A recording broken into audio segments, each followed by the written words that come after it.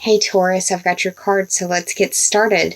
The underlying theme or overarching energy that I've pulled for you is the Four of Wands in reverse. The Four speaks to the fourth house on the astrological wheel, which is ruled by Cancer.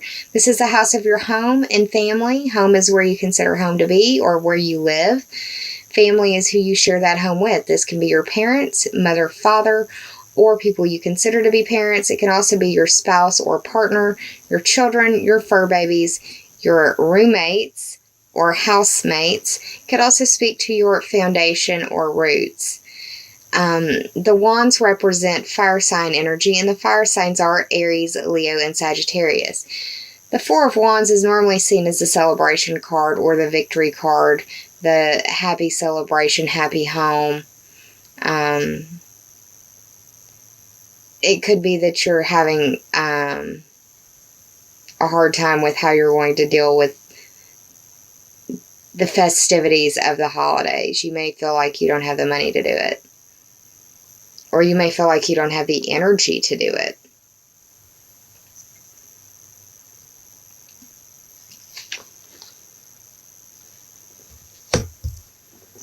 The first card in the top three for clarity that I pulled for you is an auspicious card. It is a major arcana card. It is, pardon me, the Wheel of Fortune. It is the 10th card in the major arcana. 10 speaks to the Capricorn ruled house of your career, your status, your reputation. It also speaks to your destiny or dealing with authorities. This could be authority figures in your world, the authorities, or an authority in their field, like an expert. The Wheel of Fortune card as a major arcana card represents the planet Jupiter. Jupiter is in your 6th house of work and health. This could be that you're having an auspicious time in your work or health sector.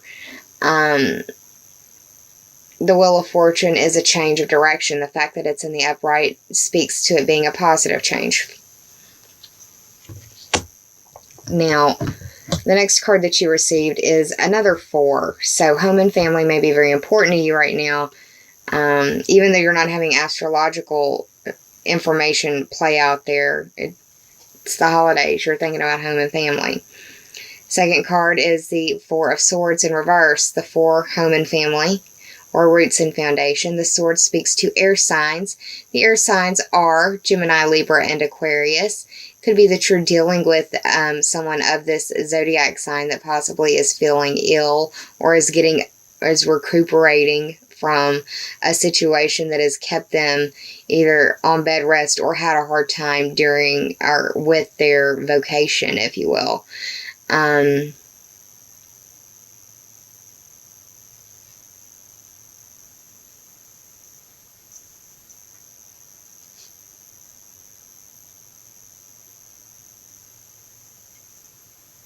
I also see this as a need, if not for you, somebody in your life, somebody close to you, need for rest or recuperation in some way. I see this as just being tired. And it could be because your work sector is blowing up or the health sector has been something that has been needed to be tended to and hasn't been. And now you're dealing with, feeling run down. The final card in the top 3 for clarity that I pulled for you is the 7 of Pentacles in reverse. The 7 speaks to the Libra-ruled house of your partnerships and how you identify with others through those relationships, how you figure out who you are as a person through those relationships. It also speaks to counseling and dealing with open enemies. The Pentacles is the earth sign energy. The earth signs are you, Taurus, Virgo, and Capricorn. This card is waiting patiently for your yield or your crop, your bounty, and it's just not coming in. It's like you've put in more work than what it's worth. Or that's what it feels like, especially in the reverse. The Pentacles can also represent resources. Resources are anything that you would expend on another living thing or another situation. Anything from money to nurturing time, love, devotion. Could also be your health. Your health is the first resource that you have. If you're not feeling well, you can't do anything else, right? I did the tarot math. I totaled them up, or totaled up the numerology in these cards, and that came down to 25. 2 plus 5 is 7, going back to that Libra ruled house of open enemies, counseling, identifying who you are through your relationships and partnerships with others. So, could be dealing with a Libra, could be dealing with Libra type energy, or with your partnerships. It could be that you're getting overtime because your coworkers aren't feeling well or are taking off because of the holidays, and you're trying to make the money, and you're not going to be able to possibly celebrate. Or you need to travel a far distance, so you need to rack up that money and you're tired. Those are just different ways that I'm seeing it play out.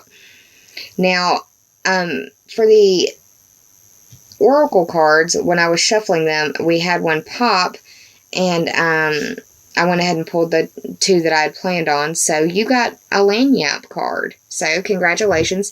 Lagniappe in Louisiana is a word that we use for a little something extra. So the first of your 3 oracle cards that I pulled for you from the Sacred Rebel Oracle deck is After the Storm. What I want you to do is Google the owl symbology. It can be spirit animal or spirit totem, however you are so led.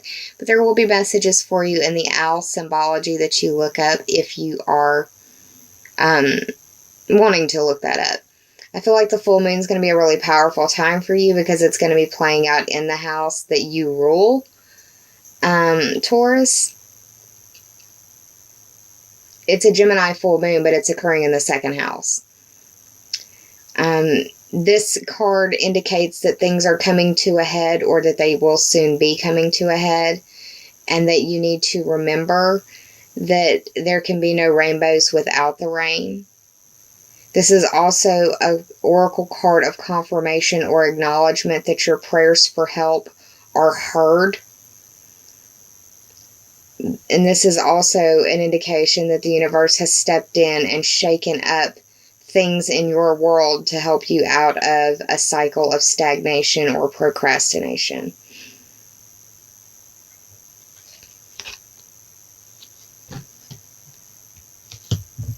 The 1 is representative of the house of Aries. It's your personality, your physical body, and your appearance. So it could feel like you've gone through a lot. The second card that I pulled for you is the Spirals of Manifestation. It is the 18th card of the Sacred Rebels Oracle deck. 1 plus 8 is 9, and you are having a lot of energy play out in your 9th house. It's the house of Sagittarius. It's the house that covers the study of foreign languages. It covers the study of religion and philosophy. It covers astrology, legal system matters, political matters. It covers foreign people, foreign places, foreign things, higher education, adventures, questing, and long-distance trips.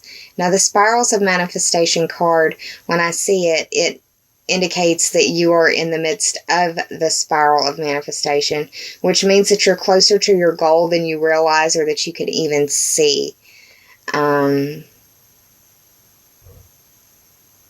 It's an indicator that you need to have faith and keep believing in your plan, and that you need to keep doing the appropriate action to bring it to form.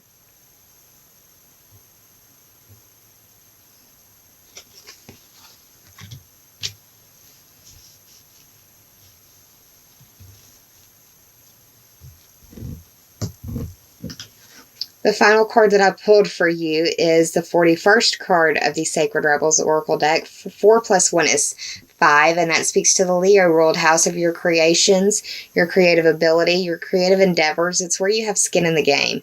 It's your children. It's the house of romance and where you fall in love and where you make your babies.